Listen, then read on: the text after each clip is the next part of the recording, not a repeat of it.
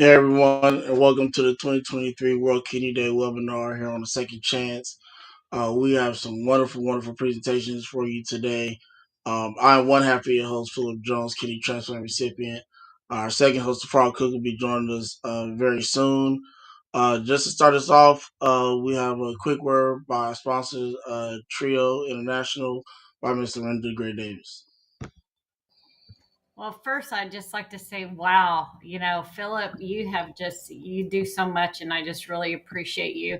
And I got to know Philip through Facebook. And so, for Transplant Recipients International Organization, better known as TRIO, we are honored to be a part of this. And so, thank you for all you do in the community, Philip and Tifro, and to the whole group. Thank you so much. So, um, I'm looking forward to a great webinar. Thank you, Linda. We greatly appreciate you and Trio. Like you said, we've had a pleasure of getting to know each other through Facebook, also attending her weekly group sessions, support group sessions. So it's been wonderful being able to not only get to know her, but as well as the people within her organization. So we'll turn it over to Dr. Sharika Brookins, who will be our first presenter, and have her introduce herself. All right. Well, good evening, everyone. I am Sharika Brookins. I live in Augusta, Georgia, and I am a practicing nephrologist, and I am the owner of Remote Renal Care, which is the first of its kind in Georgia. It is a fully 100% virtual private practice here in the state of Georgia, in which we service all of the state of Georgia with a strong emphasis in our rural areas. So this is not my first time here with the Second Chance. They're like brothers to me. So I was very excited to be presented with this opportunity for World Kidney Day 2023.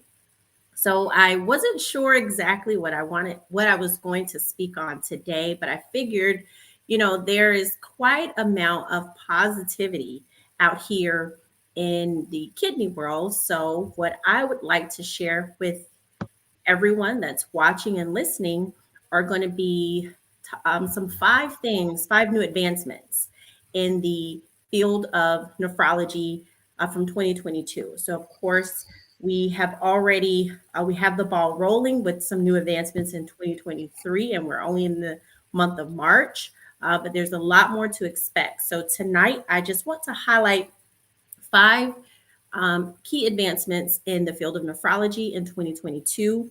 And what I did was I tried to pick some areas that, as it relates to transplant patients, as it relates to dialysis patients, and a few advancements as it relates to those with chronic kidney disease. So I do have a presentation. And let's see.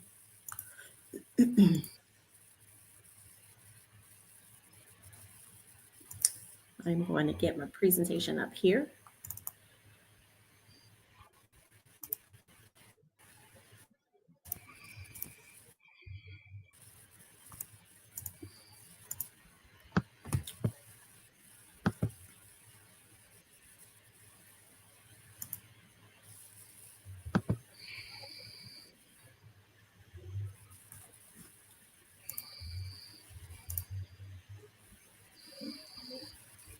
All right.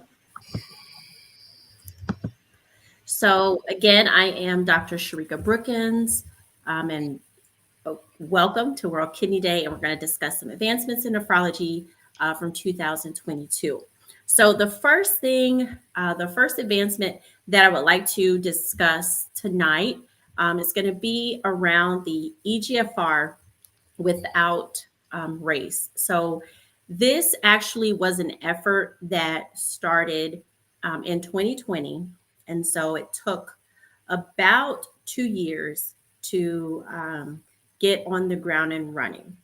Prior to 2020, the way we checked for kidney disease was through blood work and urine. In the urine, we're checking for albumin, and in the blood, we are checking for creatinine. Well, creatinine can vary depending on the person, as well as depending on their conditions. So most of all of our CKD stages are based on an EGFR. So whether you're stage 1 or whether you're stage 4 or 5, it's all based on an EGFR. Well, before 2020, the EGFR equation that was used most commonly in laboratories utilized an equation that included race. And what was noted is that if you took someone of a non-Black race, and then you also took someone of a Black race, and they had the same creatinine, their EGFRs would come out differently, where the individual that identified as Black race would have a much higher EGFR. And the concerns that we felt, or the issues that this presented, were not only for medication prescriptions, but also transplantation evaluations and the initiation of dialysis. So after the senseless murder of George Floyd, there were some students who looked into why was it that this EGFR equation included race. And they actually took to the helm to investigate and actually champion a group to look further into this. So in 2020, the NKF, which is the National Kidney Foundation, and ASN, the American Society of Nephrology, they created a task force. And what this task force determined was that we should, for the sake of health equity, use an EGFR equation that does not include race. And so once this equation was established, so currently we now use the CKD EPI, which is EPI 2021, where we use creatinine and or cystatin C. So we're using that, and those are two separate equations, and neither one includes race. Well, in 2022, it was noted that national laboratories supported this new EGFR without race. So of course, in 2020, when the task force was created, and then in 2021, when they released their report stating, hey, we have a new equation that will remove race and still be equitable for all, regardless of their race, it still requires laboratories to adapt this equation. And it was in 2022 that national laboratories in the United States said, you know what, we are going to adapt using this equation. So even to this day, if you were to look at your lab work, or even us as providers, when you look at your blood work, you will no longer see EGFR for non-Black and EGFR for Black. So that has been a great advancement in nephrology happening in 2022. Now, what I will say is what we are doing as a result of this is we're encouraging providers to use cystatin C. So cystatin C was noted to not include race, but it was still quite accurate in estimating the kidney function, regardless of your race. But I will say that I recently submitted a cystatin C for one of my patients, and the insurance rejected it. So that it definitely depends on the insurance. So while we have the laboratories on board supporting only reporting EGFRs without race, the next step is to now get insurance providers on board to now see that what we're doing in the kidney world is we're trying to adapt more with cystatin C. So that will be an advancement in the future in which there will not be a denial of processing for cystatin C. And the last thing I wanted to make about this comment is if you have your creatinine levels and you want to know what your EGFR is, you can utilize NKF, which is the National Kidney Foundation. They have an EGFR calculator online, and it does not include race. So you just type in your creatinine and you select your age, and it'll give you an updated EGFR. So this is something that you can do on your own. and cross check it with the labs that you receive from your physician's office if you're not sure if it is with or without race.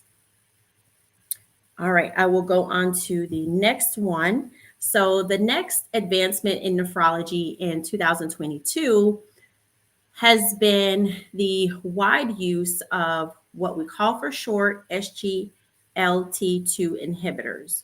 So that stands for sodium glucose transporter, and it's the second one. And what these drugs do is they block at that site. And so by blocking at that site, it encourages your kidney to actually spill the blood sugar into the urine. So it helps to control your diabetes and your blood sugar. But there was a study that there's been a variety of studies that looked at a variety of types of these medications, because of course, while the group of the medication is called SGLT2 inhibitor, there are different formulas that come from different pharmaceutical companies. So there have been a variety of studies that have looked at all different brands.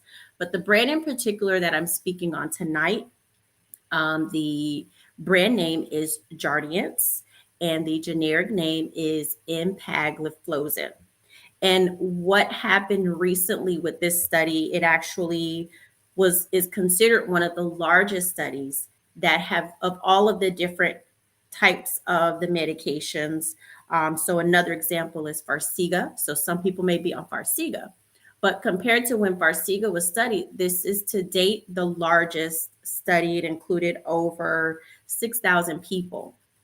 And what they noticed was for those who had kidney disease with diabetes, as well as for those who had kidney disease without diabetes, that there was a delay in the progression of their kidney disease. So some of the important things that they wanted to study were how quickly would someone progress in their kidney disease to end-stage renal disease requiring dialysis.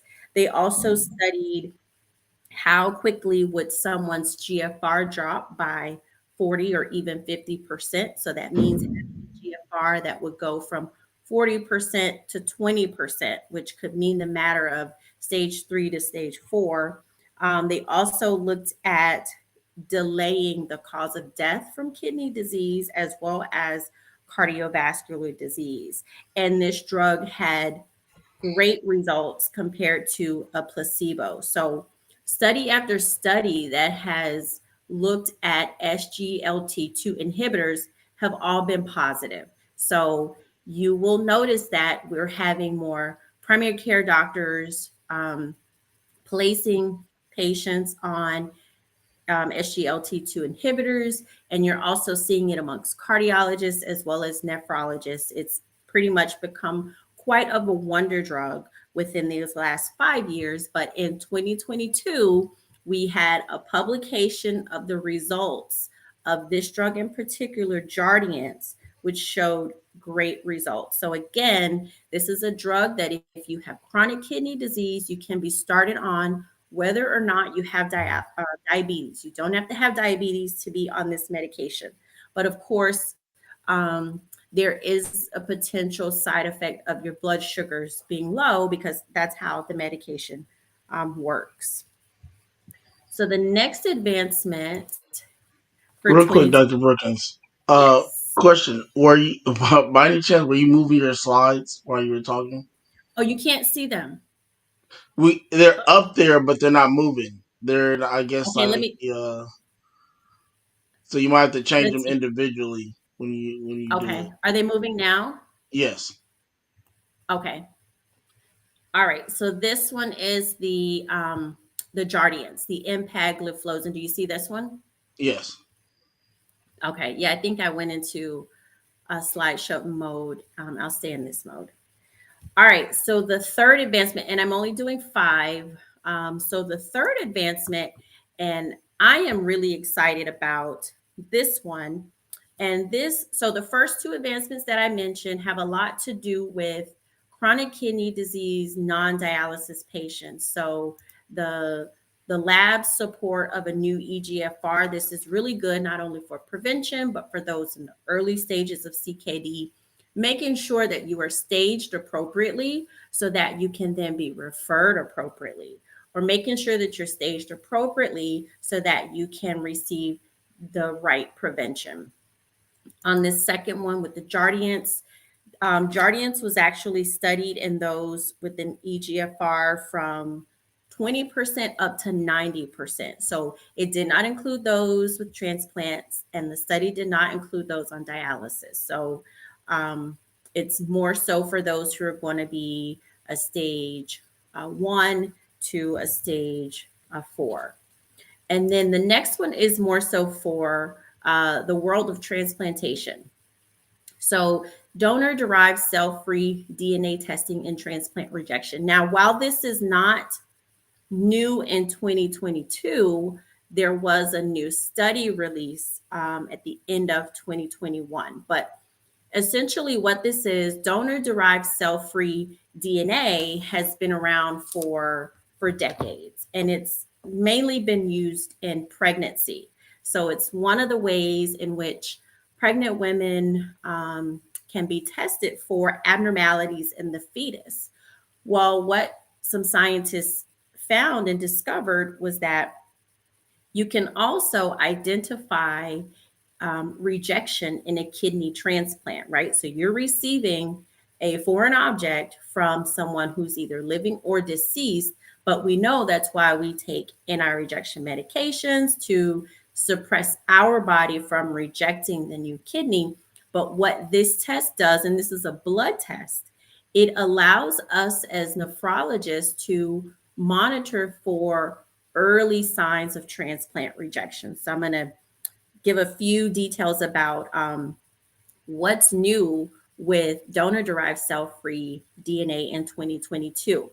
So again, this is nothing new, the test itself, but there was a study, it's called the Admiral study, and what it did was it looked specifically at the monitoring. So we know the test itself works, it's non-invasive, you can screen your transplant patients quite often without requiring a biopsy, but what we didn't know is how reliable is it in the long term.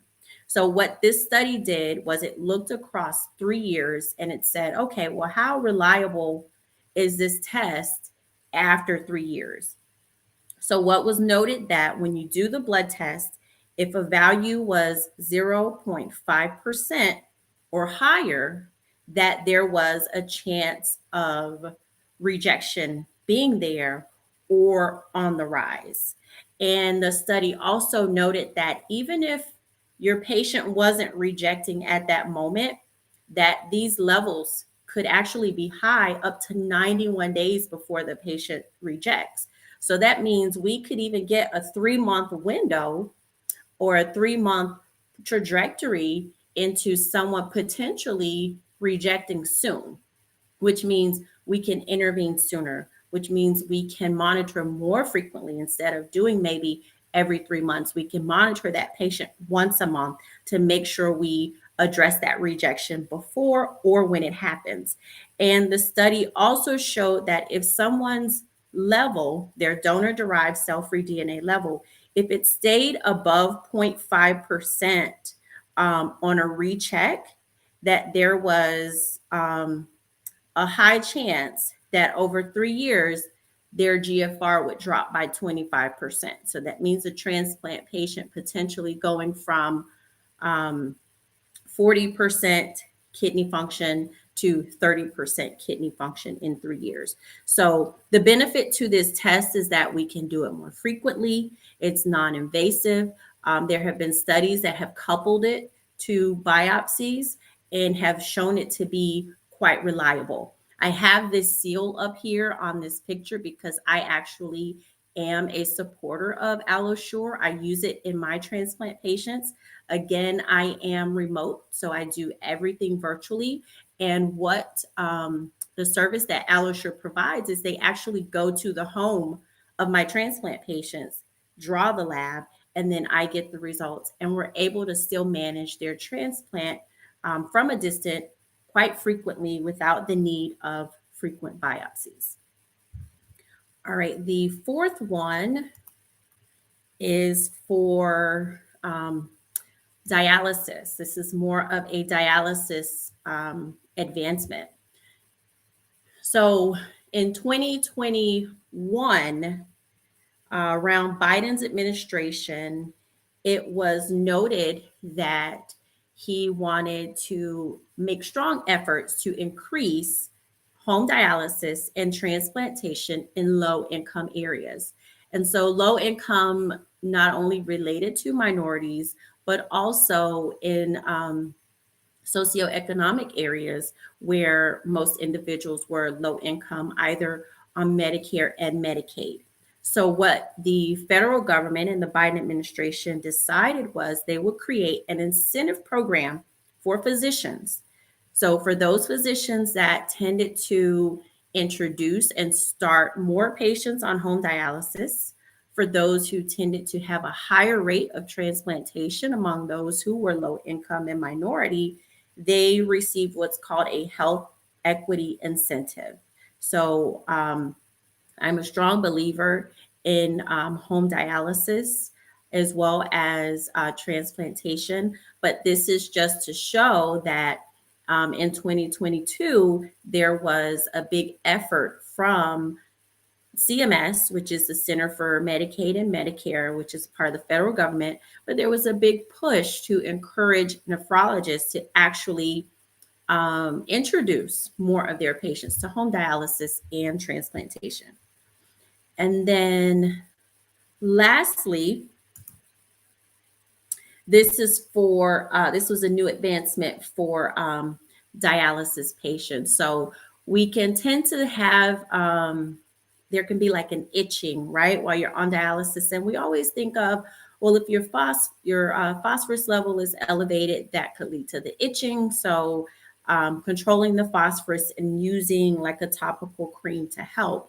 But what this medication is called Corsiva, and it's IV. What it was found to do is reduce moderate and severe itching in those who were on in-center hemodialysis. So the product has not been approved for PD.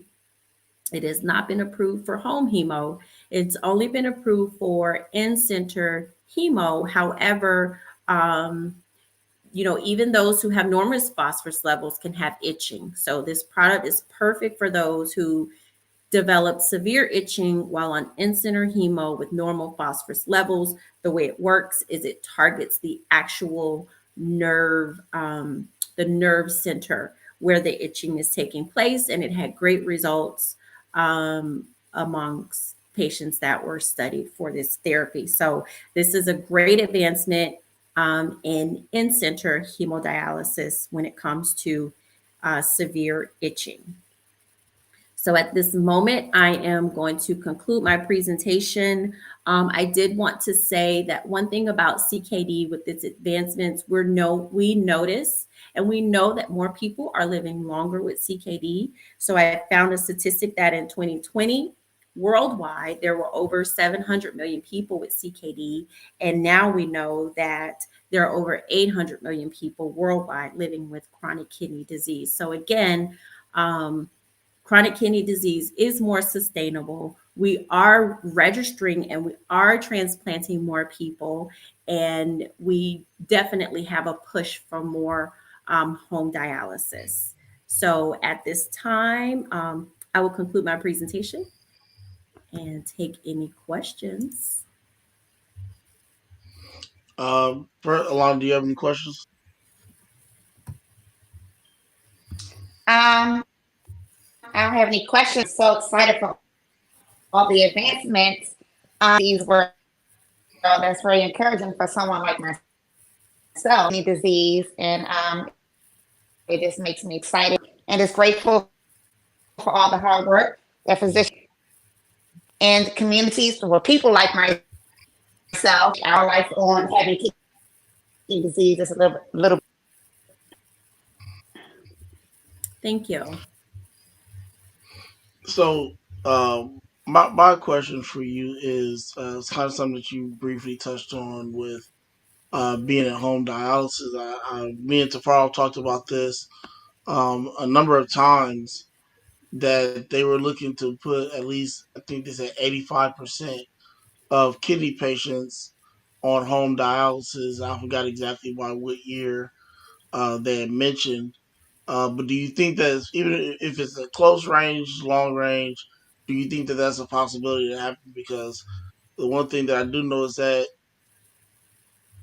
there are some older people who just don't feel comfortable doing home dialysis, whether it's them hooking themselves up uh, to a catheter, in the abdomen area, or whether it's just sticking themselves or whatever the case may be. So how do you force someone to do something that they don't want to do? I definitely foresee it as being something in the future, because not only do you have incentive programs for the physicians to speak more about it, right? Giving not only the cons but the pros to being on home dialysis.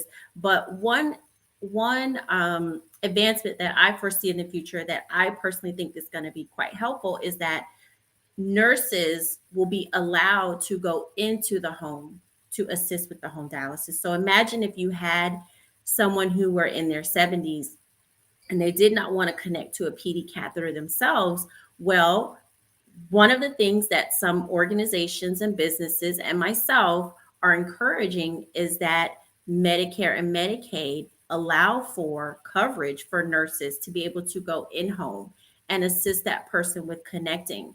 Or for me, I'm a big rural advocate, right? We have a lot of nurses that are retired in rural towns, which I'm pretty sure would love to step outside and work part-time and help those in their community to do home dialysis and to be trained. So one of the things that we definitely see in the future is that insurances will step back a little bit. The federal government, specifically Medicare, will step back a little bit and allow nurses to not just be required to train home dialysis in center, but train home dialysis at home. And that's going to help. Now, it may not be, we may not see this change in our current 70 and 80-year-old population, but it's definitely something that we will see. Okay. Okay. Well, thank you, Dr. Brookins, very much for that awesome presentation. We definitely appreciate you and your time. Real quick, we're gonna go to a short commercial break, and then we're gonna come back with Chef Alana.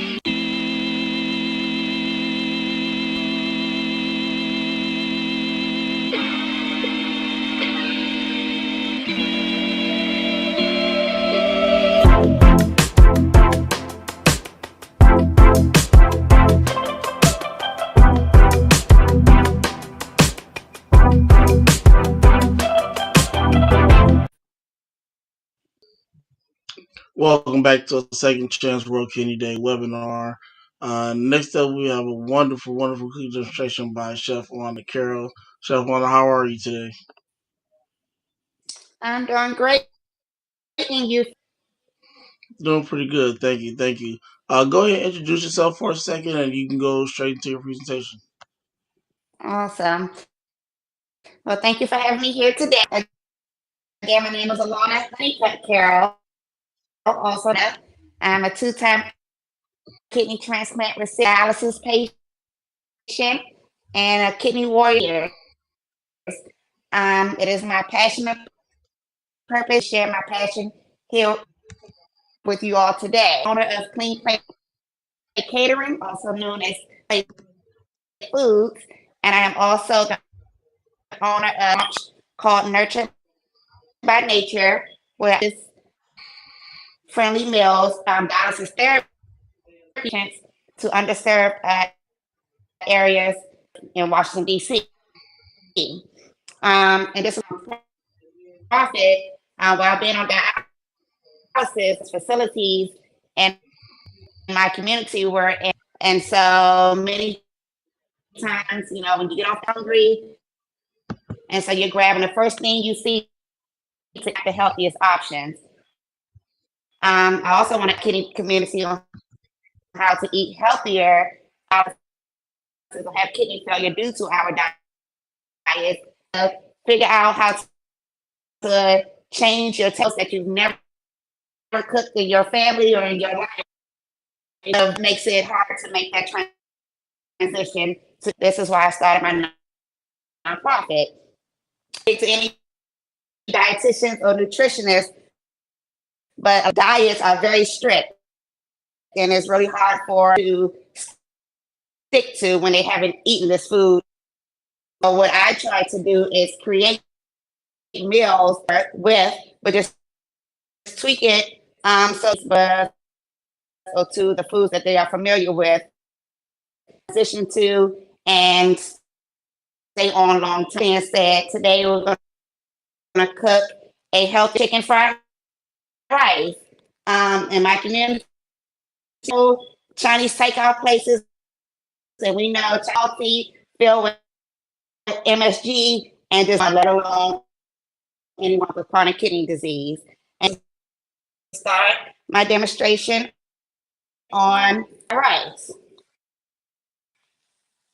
And this meal. Start with a little bit of olive oil, maybe about, making sure that is hot in my pan. I'm going to add and carrots.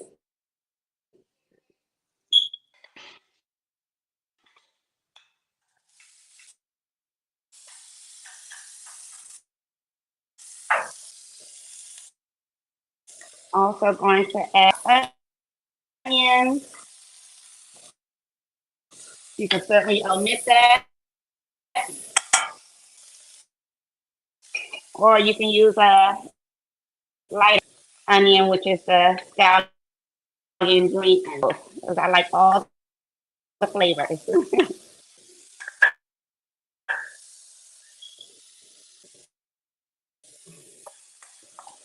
And so chopped up some fresh ginger. We are building flavors here.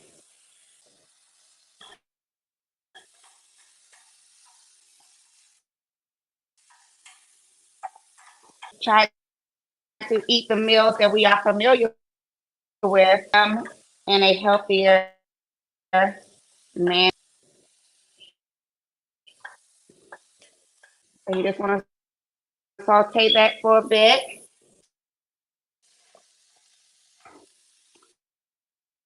And my fried rice, a little healthier, is cauliflower rice.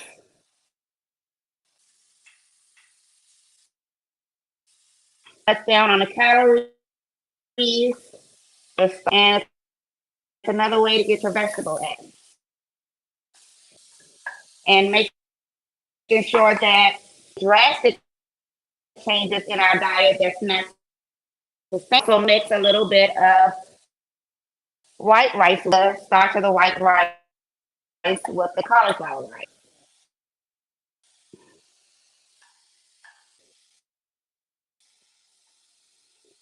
And these patients and kidney patients like it's flavorful and it's something that they can see them again.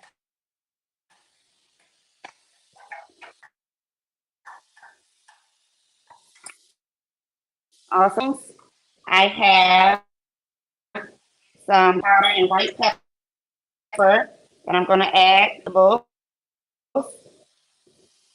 We're not adding. I also love to cook with any, which was the ginger and I'm going to powder, which will give it some color. And it's the anti-seasoning. I wish you guys could smell these flavors. The smell.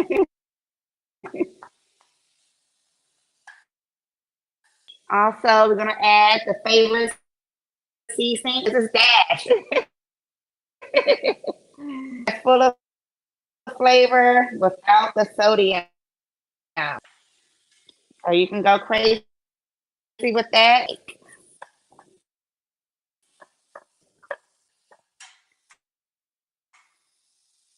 Again, you can make it. You can add chicken, shrimp, beef, way to include your protein.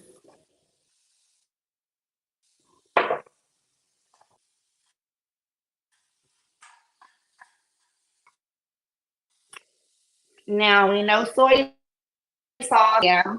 So a way that some of the flavor that we like from soy sauce is using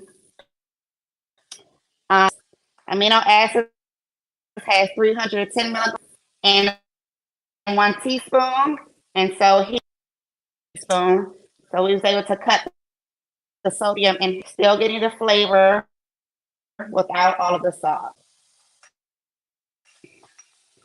So again, we love just finding ways to tweak our new lifestyle. So we try to call it a diet.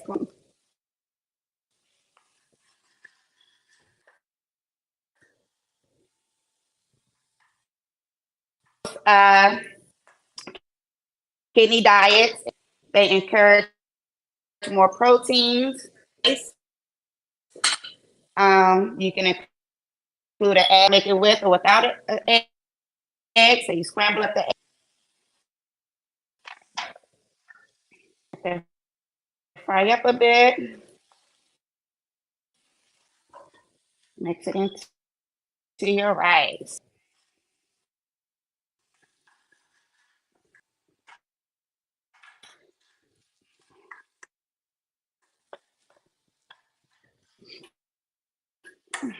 Again, this smells so good,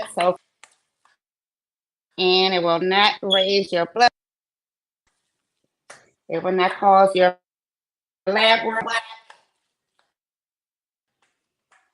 Easy recipe.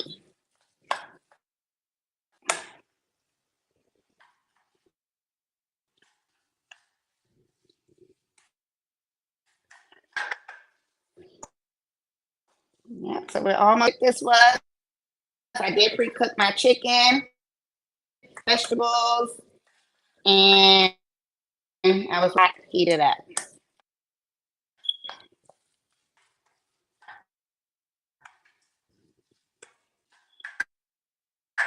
Just making sure the egg is cooked.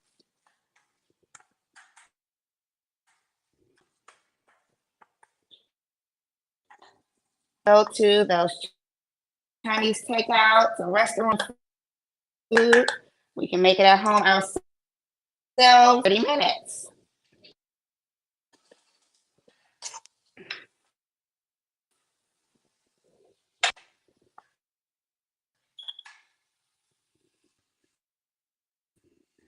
All right. So the egg. And so we're ready to bowl it. So I'm going to get, I love this bowl. Bowl looks so natural.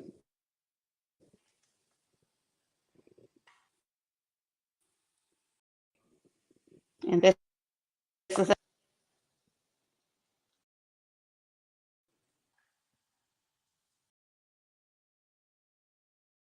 going to add a few sesame seeds on top, a few scallions. And because spring is coming, let's usher into spring with this cute little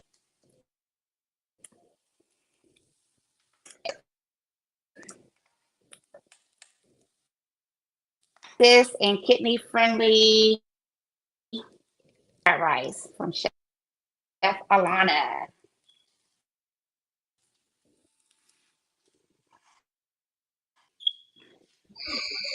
But yeah, I'm gonna need you to send that to me, please.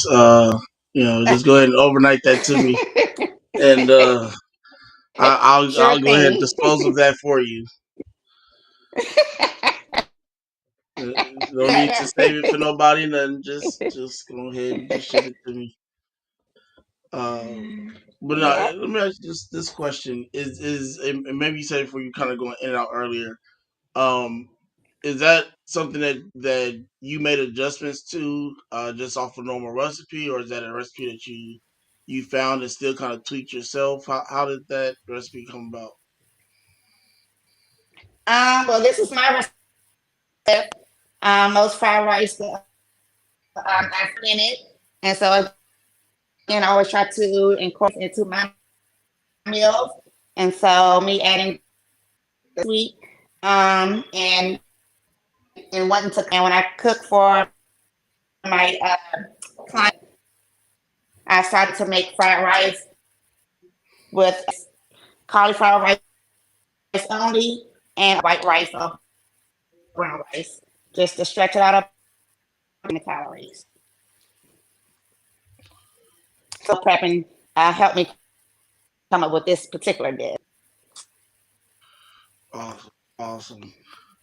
So what I need you to do is I need you to come out with a recipe book that says Chef Alana's Yes, recipes for low blood coming. pressure. 'Cause I'm sure that's probably one of the Yes, biggest things that a lot of us kidney patients deal with is trying to control our blood pressure. yeah, Um, you know, absolutely. it's and it's crazy But how losing all it's the not flavor. something that hmm, I said you still want to eat food without losing all of the flavor in. right, and and the thing about it is that it's the like phosphorus and potassium thing is so unbalanced. It's not like you can just have two different sides, low potassium and low phosphorus, because there's some things that may Right. be low in phosphorus that may be high in potassium. Maybe some that's high in Absolutely. potassium or low in potassium and high in phosphorus. So you just gotta find certain foods that just kind of offset, but also fit your taste buds at the same time. Because nobody's just not gonna eat something that has no flavor or doesn't taste good to them. Probably except for me and Tafaro, Absolutely. because we've been going through this for so long. Bland food just tastes like regular food to us, so it's it's not even an issue at Yeah. this point in our life. 30 some years. So, um, but yeah, I think that's a good component is to have food that tastes good, but it's also good for you. And that's Right. a hard combination to find. Especially if you're out of the streets a lot, you may work late. You're tired when you Yep. get home. And that's why I'm a big component for people who work late to do meal prep. Just go ahead, Yes. barbecue you some chicken or something like that, some chicken breast, or air fry it, or bake it, or whatever the case may be. Make some vegetables for 5 days out of the week, and just have it ready to Yeah. go. Throw it out when you get home. That way you don't have to worry about stopping to go get something that's not healthy for you. You got something at the house. Right. So yeah, no, definitely. So thank you again um, for that awesome presentation. Um, Dr. Well, Brookins, by any chance, did you get my well. message? I did. Okay. The floor is yours, ma'am.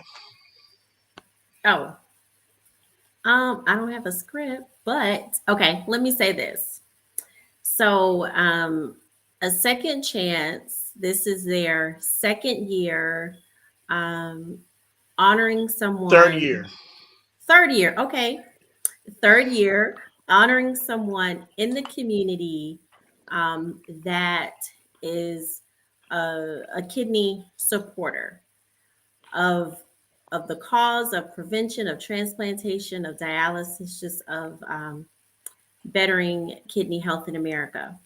And last year, I had the honor and the pleasure of being the recipient of the 2022 Prima Award. And this year for 2023, it goes to Miss Alana, Chef Alana. Oh my goodness. I'm so you guys so so, much. so Sade, she was a lovely young lady. She lived in Atlanta, Georgia, who unfortunately gained some wings behind her battle with chronic kidney disease, in which she was a very strong advocate in the not only in the Georgia community but nationwide. And so, what Second Chance does is they like to honor those who are active in the community. And Chef Alana, you are the 2023 recipient.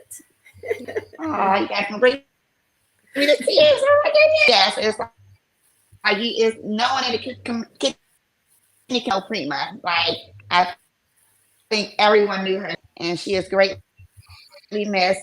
But I definitely want to her legacy, her advocacy, her passion, and so it is definitely an honor to be award. And I thank you guys so much. Such Uh, it's our pleasure.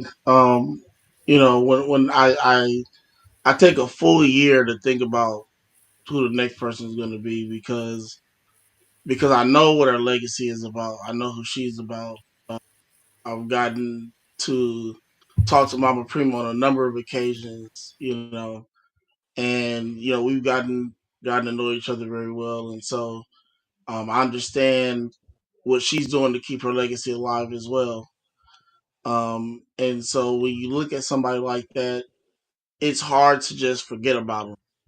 It's hard to just kind of throw away those memories of uh, the continuous activism and things that nature she did. Even people sit there and they say, "Well, how do you do so much and you going through the houses?" I'm like, this is the least yeah, that I can do.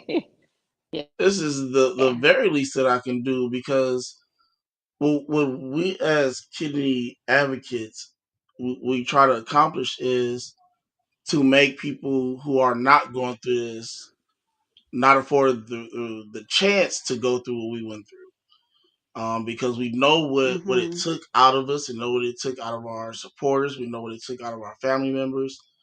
And I've had to watch my parents deal with this for 29 years.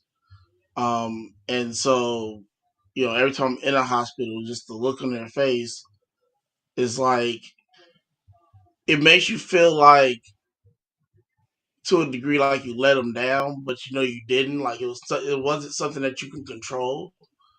But it's like they always hope like I hope they don't come back here, and then you look up and then you back in there.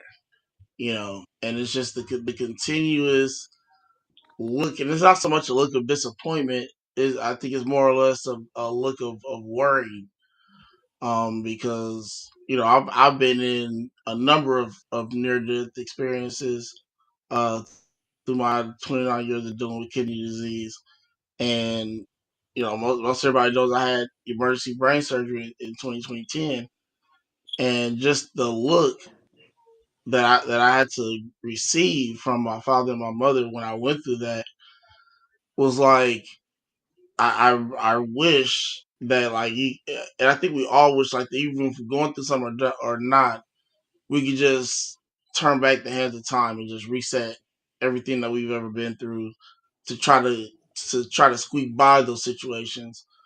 Again, my kidney situation wasn't something that I could control. Again, I was 4 years old, so that wasn't anything that I could just be like, okay, I'm gonna not eat this, I'm gonna do this, I'm gonna do that. So, but again, the actually I figured this out a while ago, and at the last minute, I said, "Oh snap, Dr. Brookins gonna be on, and she won it last year, so let me go ahead and let her do it." But I figured this out That's in awesome. in during Christmas time. Um, when you and Sharon did what you did out there in that area with feeding dialysis patients, and Sharon actually won it the first year. We did it, and Dr. Brookins won it last year. She's amazing. So for me, it's just again, it's about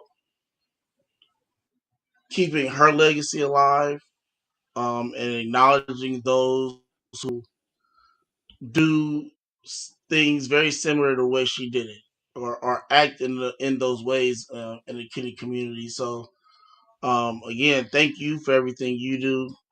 Thank you for being a wonderful person that you are, Dr. Brookins. Same for you as well. I mean, Yes, I yes. think you've been on every conference we've ever done on the Second Chance. So that was why I said, no, I Support. can't ask her to do two in 1 month, which was I was like, no, I do World Kidney Day, and I'll leave the FSGS to somebody else. So um and that's another one I'm looking forward to, the FSGS conference for sure. I think that's Mhm. going to be very informative. We'll Okay. have add a patient panel to that, something that I don't think we've ever done on a second chance. I know we've done it with Why Not, but I don't think we've done it with a second chance before in a conference. So again, ladies, thank you very much for your time, your expertise, your knowledge, and we greatly appreciate you here on the Second Chance. The whole Second Chance family appreciate you. Um, and definitely do not take you, your time, who you are for granted at all. So I hope everyone has a wonderful, wonderful rest of their World Kidney Day. I know also a billion probably other events going on between now and tonight. So catch something, get informed, get educated the best way that you can, and we will see you. Actually, I'll be doing a recording for a nutritional video tomorrow, so that'll be out probably this weekend or sometime early next week, and then we'll be back next week with Jan Flanders. So see you all next week. Have a wonderful, wonderful day. Thank you. World Kidney Day Congratulations. again. Thanks for pride.